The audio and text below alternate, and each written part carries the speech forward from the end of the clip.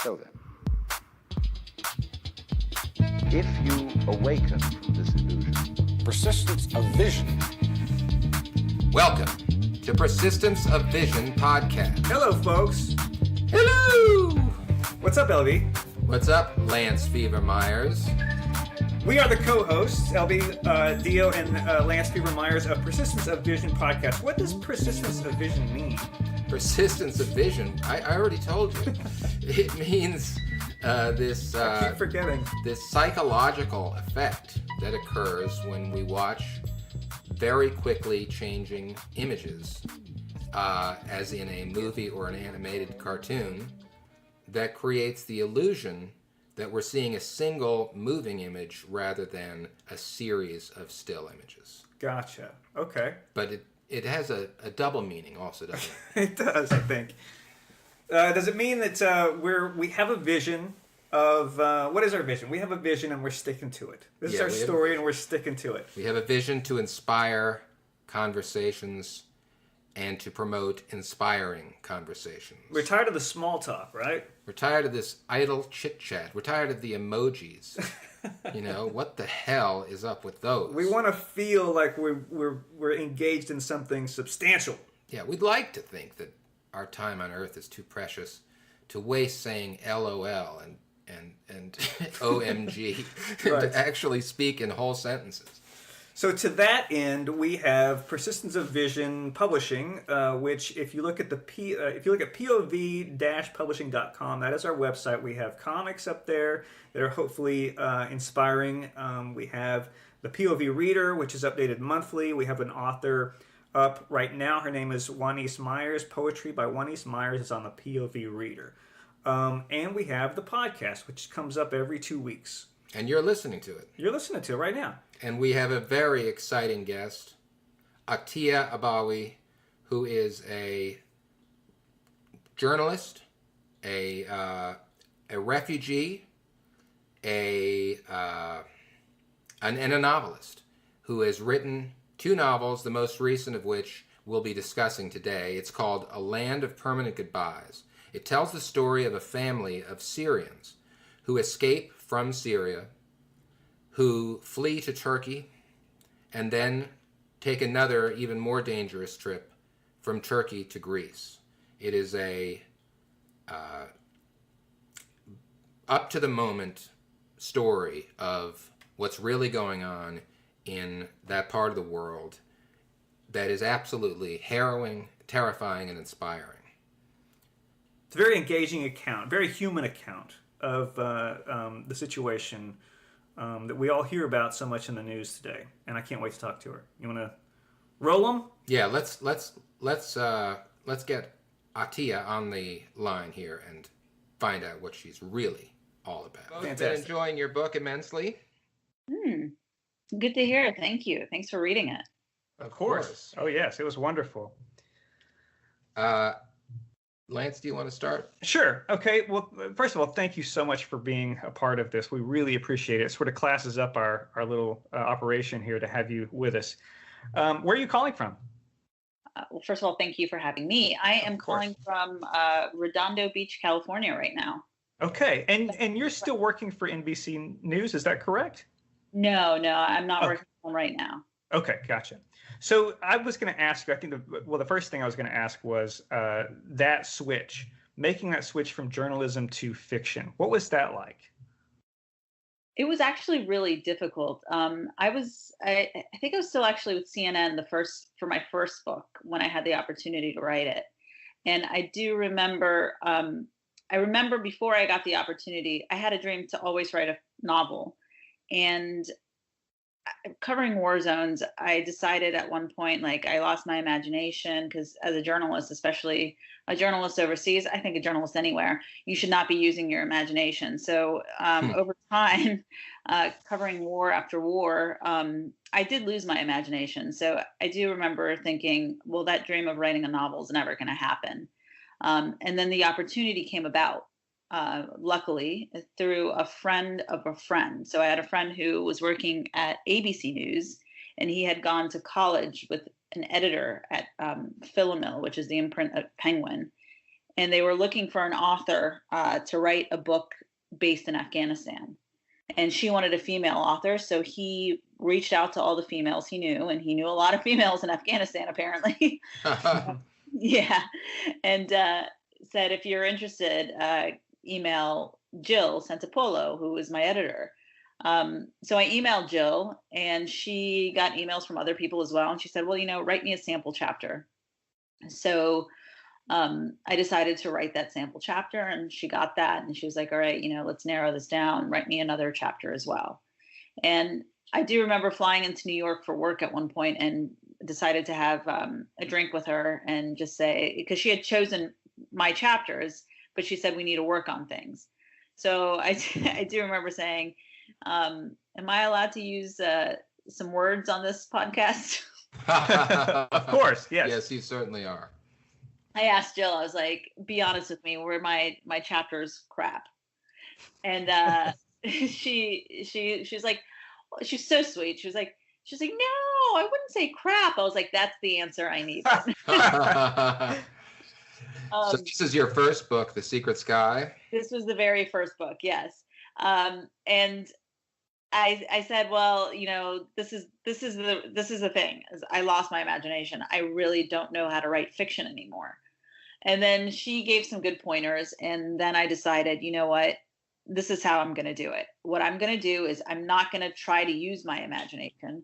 What I'm going to do is I'm going to put everything that's real into these novels. So all the stories in both of my novels are real stories that are mixed into one. Yes. All the color is real color. I talked about in the first book the colors of the mountains of Afghanistan, the way the rivers flowed and whatnot. And in my second book, A Land of Permanent Goodbyes, I went to Greece, I went to Turkey, I did my research, I wrote down the color of the shops that were selling the life jackets. I went to the Aegean Sea to see the water, to feel the water. Yes. Went on the boats, talked to the people there, talked to the refugees. So to make myself become a novelist, I used a lot of my journalistic skills and just kept it as real as possible. So when it's called realistic fiction, it's real in literally every way. And it's very, very similar to the new journalism of the 60s and 70s, right? With Tom Wolfe and Hunter Thompson, where they would really do intensive journalistic work to prep for a novel. Well, it's an honor to be compared to that, but I'd like to think that yes, I'm trying to be a journalist as well as a novelist. But to be compared to them is yes, great. Thank you. Well, sure. I mean, it's an obvious comparison when you read the book. There's a kind of I don't know, verisimilitude or something that you have in your writing, where it's very evident that this is not just someone guessing what it's like on the scene, but rather that these details are just feel very real.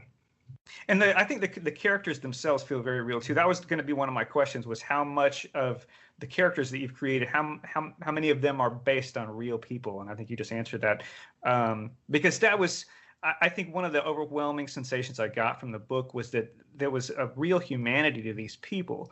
It's easy from our perspective over here to think of the politics of the Middle East in certain terms and to forget the humanity. And I think your book brings that to the forefront very well. I appreciate that. I really do. I work really hard to try to, as a journalist as well as a novelist, to try to share the story of the people that we do not see on a daily basis, people that we feel disconnected to, because when you go out there, you realize they aren't people that we're disconnected. We're connected in a very, very powerful way. We just don't realize that just because of the distance between us. Right. But those distances come together substantially, especially in this day and age, with globalization, with, what we call the refugee crisis. Europe may be seeing it right at their doorstep, but, we're involved as well. We're connected in ways that we don't even realize at times. And that's really, really important right now. What do you think accounts for the apparent rise in xenophobia in this country right now? I think Well, it's not just in this country. I think it's all over the world. And I say this as someone who's been gone from America for the past 10 years and just came back in August. I do feel more of a culture shock actually coming home to America where I grew up than I have going to countries overseas, which was shocking to me, to be honest. Yeah. Interesting. It's crazy. In fact, there's just so much that terrifies me. A lot of people say, "Aren't you happy you're out of the Middle East?" I'm like, actually, I'm terrified here. I mean, I had my 3-year-old in the fall tell me about his stranger danger drills, and then they had to do it again just this past week, and I'm just like, he didn't have to do that in Jerusalem. Right. But that's going back to your question about the rise in xenophobia. I truly believe that it stems in fear, and really the fear of the unknown. I think that it's human nature for us to be afraid of things that we do not know. The danger comes in when we try not to learn more about it, because when we fear the things that we don't know, which again is completely natural, if we don't try to understand it, that fear often turns into hate, because that's the easiest reaction that we can have. But if we try to understand it, and this is the reason I write my books on the topics that I write about, is I want the reader to try to understand a situation better beyond those 2-minute clips I can do on television or a 750-word article I could do on .com. It's a way of getting to know these people that we feel disconnected from, but realizing that they're real people, trying to empathize, literally going beyond just sympathy, just empathizing with them, and understanding. And then that fear begins to dissipate, and we then find a way that we want to help, which in many cases we can't always help hands-on, we can't always help financially, but we can help by not hating and not perpetuating the xenophobia. That's fantastic. Yes. So the book covers the story of a family of Syrians who leave the Syrian war zone, narrowly escaping in some cases, not escaping at all in other cases, unfortunately. They flee to Turkey across the border and then make their way to Greece in a very harrowing account of the passage across the sea, the Aegean, in a inflatable raft. And you say you went to Greece, and did you say you also went to Turkey? Yes. Yes. Yes. And I think this is a great example of some of the details about the lives of these people in Turkey, as well as the refugee settlement area in Greece. You get that very concrete, rich detail that shows the reporter's craft. But I don't want the audience to have the impression that there isn't a lot of poetry to this book also, because it certainly draws on a lot of the richness of the areas that you're talking about. This, the Middle East, Syria, the sort of cradles of civilization, the classical world. You talk about Odysseus, you talk about Poseidon, and of course you talk a lot about the Islamic faith. So it's got a wonderful tapestry, and it reminds us that this is such a vital and beautiful and important part of the world, despite the fact that when we hear about it on the news, we hear only about very depressing, modern sounding military and political situations. Absolutely. And I think a lot of people, especially in America, when we hear Syria, we assume that Syria has always been this third world country, which it's not. It hasn't been. Syria has been a very progressive nation. It's just that our governments did not have relations, or had very strained relations, I should say. We didn't have diplomatic ties to them, but it was a very forward-thinking country with people who lived normal lives, universities, doctors, engineers, just a beautiful civilization, an ancient civilization that it had turned into a modern civilization, which we tend not to know about. And then within a snap of a finger, everything changed. Yes. And the thing is we assume also that that can't happen to us, but in reality, it can happen in any country. It happened to my parents when they were in Afghanistan, and before the Soviet War in the 1970s. They also had normal lives, and then in a snap of a finger, they became refugees. And it's that is a haunting message. I'm not sure I'm prepared to take that to heart right now with the current situation. It's I guess it is something we all need to face, and it's terrifying. It's absolutely terrifying. You talked about there being like the poetry that you had to find, the imagination that you had to find to go into fiction from journalism. And I was going to ask you, one of the questions I had down here was, what drove the decision to use destiny as a narrator? Because I found that to be a very poetic aspect of the book. Well, thank you. It was very odd to me as well, because I originally started writing this in the first person narrative, which my first book was in the first person narrative, but from 3 different perspectives. And I started writing this from Tarek's point of view, but it didn't feel right. So then I wrote it in just third person, and it still didn't feel right. I had sample chapters. I had the same chapters written from both perspectives, and then it just wasn't sitting well with me, and it just wasn't clicking. And then I kept thinking and thinking and thinking, like, who's the best? What is the best, and who's the best person to tell the story about refugees in the long history of immigration and refugees and human migration?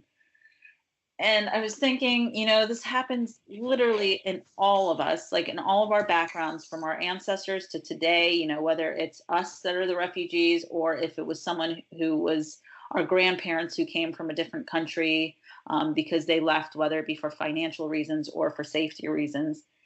And I kept thinking and thinking, and then it just hit me. I was just like, well, why can't destiny tell this story? Because destiny has been able to experience what we've all gone through in our histories, despite us not remembering it at times.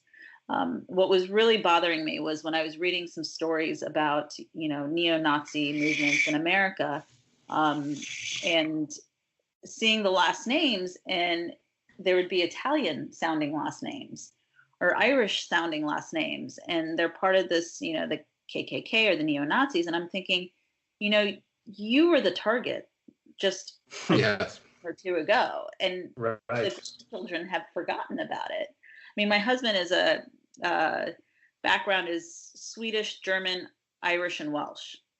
And luckily he hasn't forgotten that, his grandmother, who was German, a German Catholic, she was targeted by the KKK in Nebraska. Yes. And she was a blonde-haired, blue-eyed American woman. So I'm grateful that my husband actually remembers that, but there's a lot of people within the new generations who just forget about these really important details of our pasts. It seems to be a feature of every civilization over the whole history of civilization, doesn't it? That there are these warring characteristics of human beings. They're defining characteristics, but they're at war with each other, between a culture that says that you have to be hospitable and friendly and neighborly, and at the same time that strangers are your enemies, and the people who are different have to be shunned and are dangerous and are to be feared. Terrible thing. So, the book is, you talk about in reporting, you try to keep your own personal politics and your own personal opinions out of the way as you do your reporting. And then in fiction, I was trying to compare and contrast, like, okay, so now you've written a book of fiction where you can sort of inject or write from a certain point of view, but I don't feel the book is heavy-handed in that sense at all. I feel like the book gives a fair assessment or a fair shake to every, to the characters from all walks of life, except for, of course, ISIS, which you take the very controversial view that ISIS is bad, but it made me wonder too. Okay, so it's a lot of it is about immigrants. A lot of it is about having to move because of the danger, or having to, and the kindness of strangers, or how we treat those in need who are, trying to look for a better life. And it did make me think of, okay, so I guess first of all, what is your attitude about our current situation with the Trump administration always pounding their fists about securing the southern border? I think that, I think just the fact that I wrote the book says a lot about my opinion about Sure. immigration and refugees, or people coming from the southern border. I think that there are better ways to deal with it than the administration is dealing with it. Whether it be this administration or other administrations, the way that they're treating these people who are coming in, they're not breaking the law. They're coming through, they're asking for asylum. That is how every refugee has come to America, as they've sought asylum in some way. And so they're not breaking the law. But to put them in what I consider concentration camps, because those are camps, what they're doing to these children and separating families is inhumane. And it's just not right, and it's embarrassing that to the world as they watch what our government is doing. This isn't just just some random groups of people who are doing this and they're breaking the law. No, it's our government who's actually saying that it's completely legal to do these inhumane things. I think that there are a lot of families that are trying to pass through the border. Yes, there might be some bad seeds that might also be trying to come through the border, but guess what? The bad seeds are coming in no matter what. They always find their way. The people that we're attacking are innocent people, children, families. When I explain especially the refugee situation with the Syrian refugees, who we've completely banned from coming into America, is we're not Europe, in the sense of they're right at our doorsteps and they have nowhere else to go. When it comes to the Syrian refugees, we have the prime opportunity to cherry pick who can come. We can pick engineers, we can pick lawyers, we can pick people who can really help our society, doctors. I think even with the immigration through the southern border, is why not give them that chance? Why not? We have an incredible vetting process. Let's just go through that vetting process. These aren't the people who are sneaking in. These are the people who are coming through and asking for asylum. Yes, some are trying to sneak in, but that's because they're so desperate. We don't try to look past what we want to see sometimes and look at the truth, and that this is desperation. There are a lot of wars going on down there. There are a lot of families that are dying, in jeopardy, starving, and they just want an opportunity. And I don't see why we can't try to find a way to help. We can't help everyone. I completely get that. But we have better ways of going about it than the government's going about it. Thank you. Yeah, when I think about Trump, whenever Trump starts talking about immigrants and a Muslim ban and the southern border, it always reminds me of what you were just describing, the unique or the extraordinary situation, literal situation of the United States being surrounded by two oceans. The Abraham Lincoln quote, where he pointed out that no power on earth could by force take a single glass of water from the Mississippi River. And it is extraordinary. You see that someone like President Trump appears to be in fear, or at least is affecting to be in fear of some kind of invasion that is simply not going to happen. I agree 100%. And I think he's stoking the fear too. And I think he's playing to his base. Right. And I do think there's a lot of people who pretend that they disagree with him, but quietly do agree with him and quietly vote for people like him, unfortunately. But this book is a great opportunity to see, from an American point of view, to see the effect of this kind of thinking as it materializes elsewhere in the world. So at the same time, this is a great opportunity to learn about a culture or a set of cultures that are different from our own. It's also an opportunity to look at our own problems in a different context. You know, Oh, go ahead. Sorry. I was just going to say, what was really interesting to me is that so my book was recommended by NPR, Rachel Martin, as well as Dana Perino at Fox News. And the coolest thing about Dana Perino talking about my book and praising my book on air was she had a lot of people who watch Fox News, who are anti-refugee, anti-immigrant, who didn't really know much about the book. So they said, okay, Dana Perino is recommending it. Why don't I go ahead and order it? She put it on Instagram and all that. And I got some very interesting and heartwarming, I should say heartwarming, because that would be the surprising part of it, responses. I remember one woman just tweeted and just said, I read this book and it's really changed my perspective. I thought a different way. And for me, that was huge. So I do think that a lot of these minds who are afraid and again seem hateful are doing it from a perspective that it just needs a little more, I guess, I don't want to use the word education, I guess understanding. They just need to understand a little bit more. That's fantastic. And I think that's exactly right, because when you do read the stories and you see the people from a very human point of view, like I said, it's very affecting. I can see how that would definitely change people's minds for sure. You get that sort of anecdotal, like emotional plea, and I think that works great. And so that brings to mind, we have our perspective of their situation, but LB and I were talking a little earlier about Tariq's. I'm sorry, is that how you pronounce the Tariq? Tariq. Tariq, yeah. Tariq's attitude when he's in Turkey, he wants to leave, and his cousin Musa is arguing that they should just stay and assimilate to the Turkish culture. But when Tariq decides that he wants to leave, I was wondering, where would a family like his get their impression of what life in Europe is like? So what is a family like his? How did they get their impression of what the West is like, and what is their impression of us? I think that they tend to be a little more, I guess, aware of what's going on in the world than we are. As you mentioned earlier, that we're kind of cut off. We're cut off by two oceans. So, and we're in our own little bubble, and we tend not to look past that bubble. In the Middle East, in Asia, and in Europe too, they don't have those two oceans separating themselves from other countries and other places and other people. So they are forced to kind of look at things right in front of them, their faces, whether it be on television, whether it be on the news or whatnot.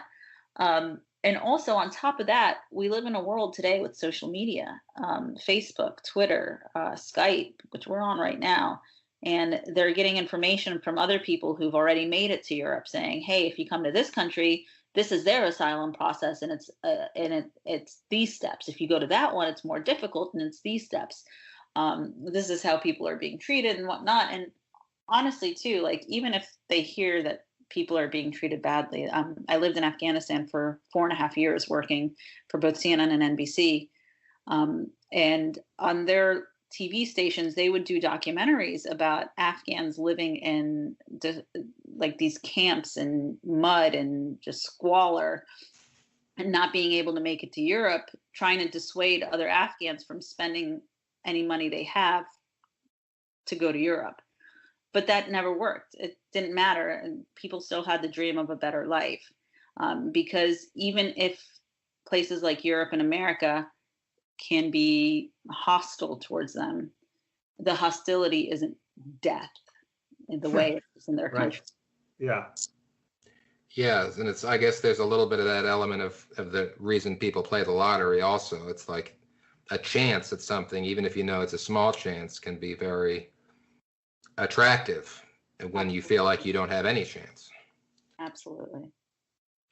So a family living in Syria, I guess maybe at the beginning of the civil war kind of broke out 2011 or so. Yeah. Yeah. So leading up to that, how much access would they have had to? I mean, so their access to, say, an internet would be unrestrained. Is that correct? That's a good question. I don't know what it was like in 2011 with the internet. But even today, because let me also clarify, I unfortunately, and because of the war and the situation, was not able to go into Syria. Right. So the way, and I do have portions of my book that are based in Syria. So again, going back to wanting to make it as realistic as possible, I spoke to Syrians on WhatsApp. I found them through social media. I found a doctor from Raqqa who was able to read my 30,000 words based in Raqqa in my book. Wow. Sure, I got every detail correctly. And, he would come back. First of all, he said he'd help me, and then he was shocked. He was expecting like a few hundred words, and I sent him 30,000. But he was gracious enough to read it all and then get back to me and say, well, this is right, but this you got a bit wrong.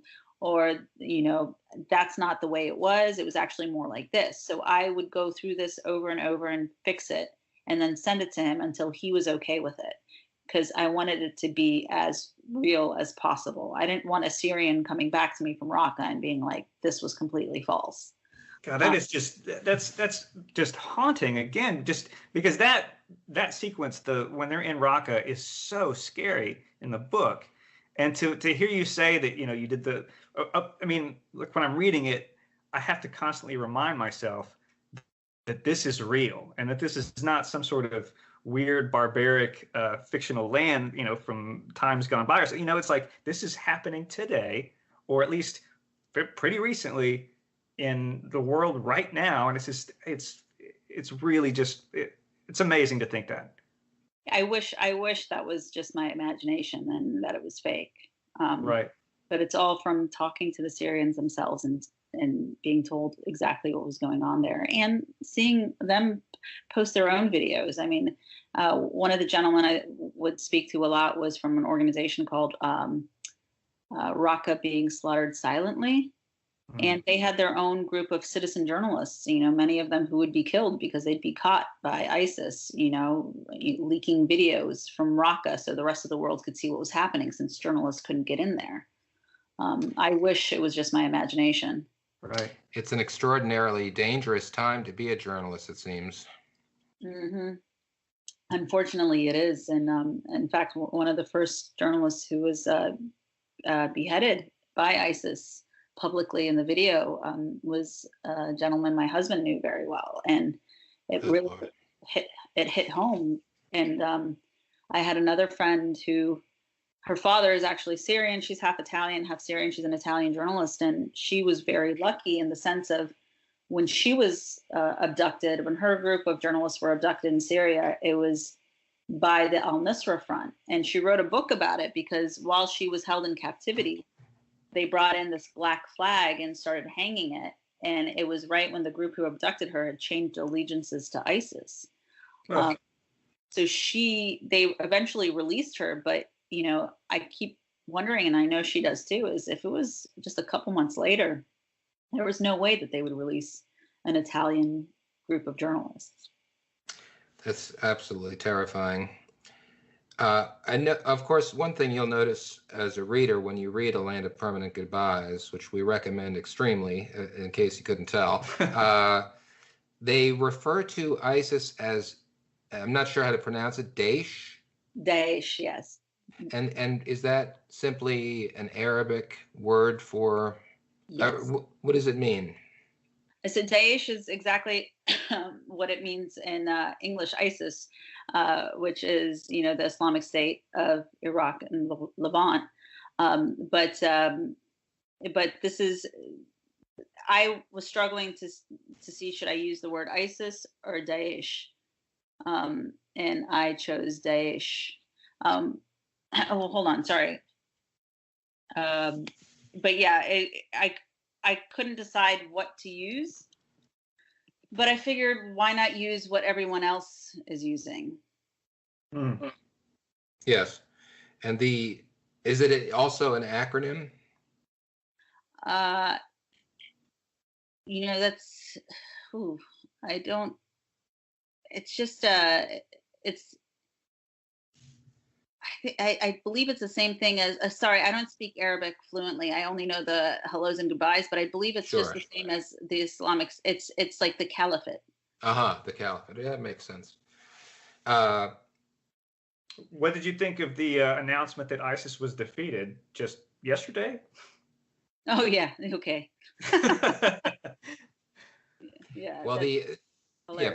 for readers who aren't following or listeners who aren't following too closely, there has been some claims from Trump that ISIS was defeated. But the more realistic consensus, if I'm not mistaken, is that ISIS has lost all of its actual territory, physical territory, but remains an extremely dangerous organization. Is that correct? Let's keep in mind too, he also said that we defeated them last year. Right. Yeah. Well, I thought of you. I think was it yesterday also that there was an explosion. There was some house that I think the NBC News had been using as a headquarters in Syria, and there was some sort of explosion that killed a driver. I didn't hear about that. In the story yesterday, I think it was yesterday. It might have been this morning, but yeah. So right. But ISIS is defeated, right? Is that what we're to believe? I'm curious to know more about that, because I know that NBC doesn't have they don't have a bureau there, but maybe it's offices that they were using while they were there. I'm not sure. Yeah, I think. Well, the article said something about it being a house that they had been staying in and using as sort of a place to set up shop, but and that the house itself had been booby trapped and there was an explosion. But I think that was I read it this morning, but it might have been posted yesterday. To go back to the kind of biblical, classical themes that I was reading into some of this book, I wonder if I was right. Were you thinking about some of these more ancient civilizations that have existed in these places as you wrote, or was it more? I'm particularly thinking in terms of the tie-in to the Destiny character who has a kind of a feeling of an ancient god almost, or goddess. Is there any of that was intentional? I don't know how intentional it was. It kind of comes to me as I write. I wish I was the type of novelist who could plot out a book. I wish I could go from chapter to chapter and knowing how my book ends, but I don't, and it's something that I hate that I can't do. I would love to be able to plot something and go just have an outline and write from there, because I think I could write faster if I did that, but I just can't do that. So as I was writing, that's when I started thinking about it, and I would think about, wow, these waters have been here through this and through that. And, the island of Lesbos, this isn't the first refugee crisis they've seen in the last 100 years. It was during what's known as the Asia Minor catastrophe, or during the population exchanges between the Ottomans and the Greeks. And just thinking about that, and just I was thinking just about all the blood and the death that those waters have seen in just the last 100 years. Yes, and of course, in the 3,000 years before that, we've got all this stuff on the brain because our last episode, which we recorded last week, was about the Iliad. So to think about Greece and Turkey, which was where the Iliad and the Odyssey take place, is really interesting. Right before diving into your land of permanent goodbyes, it's a fascinating history in that region, all over it. And this is the sad part about Syria as well. When you saw ISIS, destroying these ancient, monuments and statues and whatnot, just like, Afghanistan saw with Al Qaeda blowing up the Bamyan Buddhas. And yes, and it's these beautiful pieces of history, these also, I guess, chilling parts of history too, that we need to remember. But then what's even more chilling is when you see someone destroying it so easily and without even, batting an eye. Well, it's a reminder in a way of the overall impression one gets, I think, from your book, but it perhaps even more generally, and I may only be speaking for myself, but that these are kids doing this. You know, Yeah. a lot of these people are not educated. They're not older or more mature people. They don't have families. They are young guys who are really probably, if they had another 10 or 15 years of life experience, would not be doing the things they're doing, despite whatever ideological or religious or what other factors are part of it. Absolutely. And it's also a lot of people coming from other countries destroying this other beautiful country because of their own, I guess, insecurities and problems in life. You know, when you see people coming from America, Canada, UK, you know, or European countries and going to Syria to fight for the caliphate. Yes. And they are ruining the lives and homes of these other people, and they don't care. They don't. You know, they have their own problems. And now, when, yes, of course, ISIS is falling apart, you know, I wouldn't say they're defeated. And even if they've lost land, you know, the problem is the ideology is still there. And a lot of these fighters are trying to go back to their home countries. And yes. That is terrifying. Refugees should not be terrifying. What everyone should be afraid of is, you know, homegrown citizens who have gone there and who want to come back with their passports. You know, it's a controversial topic right now, especially since the UK wouldn't allow one of these girls back because they revoked her citizenship. You know, a lot of people say, oh, that's, you know, a slippery slope. But at the same time, yes, you know, it's terrifying. You know, she wants to come back with her kid. And now her husband, who was a Dutch fighter, wants, you know, the Netherlands to allow him to come back with his wife and child. And it's scary. You know? It's scary, and it's absolutely fascinating, isn't it? Mm-hmm. I mean, what a world. How often do you go to the Middle East, and where do you go when you travel So you there? said you've been living there for 10 years. Oh, yeah, so 4.5 years in Afghanistan. So that's technically right outside the Middle East. And 5.5 years I was living in Jerusalem. And I was traveling a lot for work. So, you know, going to places like Lebanon, where I would see, you know, the refugees, Jordan, Turkey. You know, there's this misconception of Muslim countries not helping refugees and we're taking on the burden, when in fact, millions and millions, the majority of the refugees have gone to Turkey, Jordan, and Lebanon.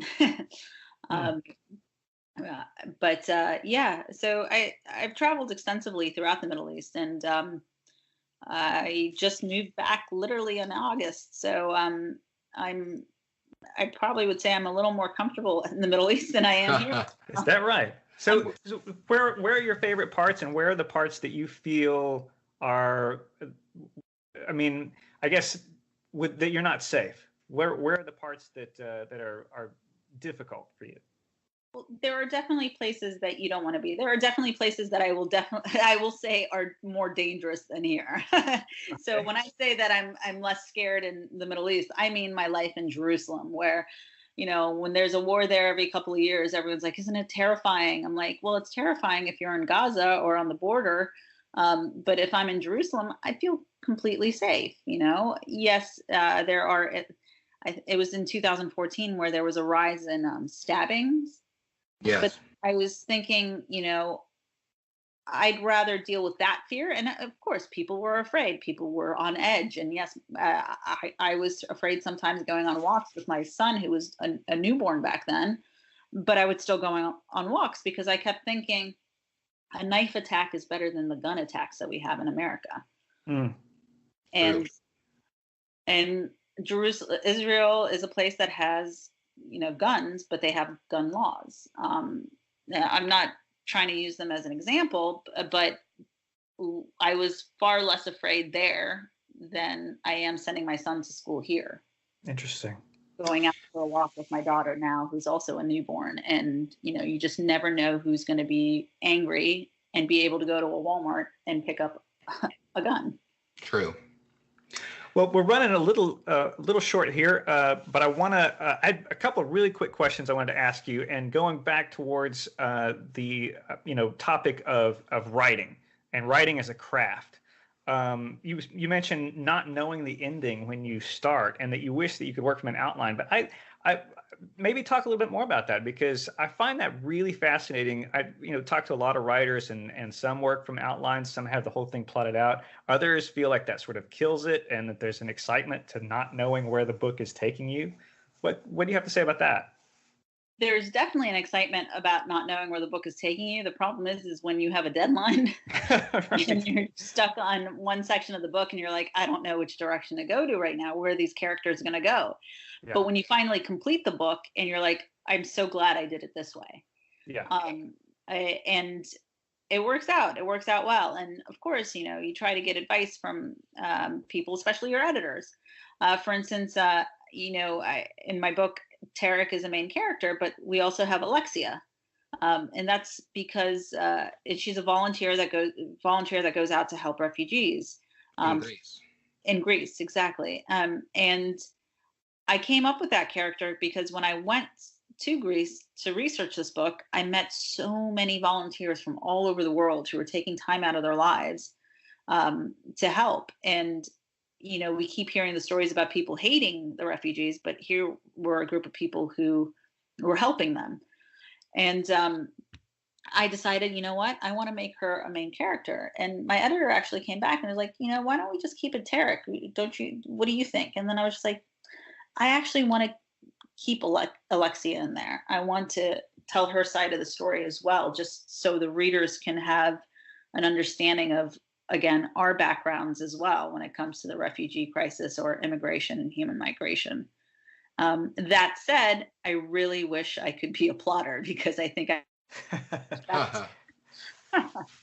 Well, there's when you were talking earlier about your imagination sort of having died in the process of being a journalist, it reminded me of the movie and the play 6 Degrees of Separation, by John Guare, in which the main character discusses the idea or misconception, as he sees it, that the imagination is a means to escape from reality, whereas, as he puts it, the imagination is an essential and really the fundamental link that we have to reality. And it reminds me, for example, of the crossing of the ocean that occurs in your story, where the details clearly came from real life stories and anecdotes and incidents, and yet at the same time there's clearly a massive engagement of imagination by both author and reader to actually put ourselves into that boat with those refugees.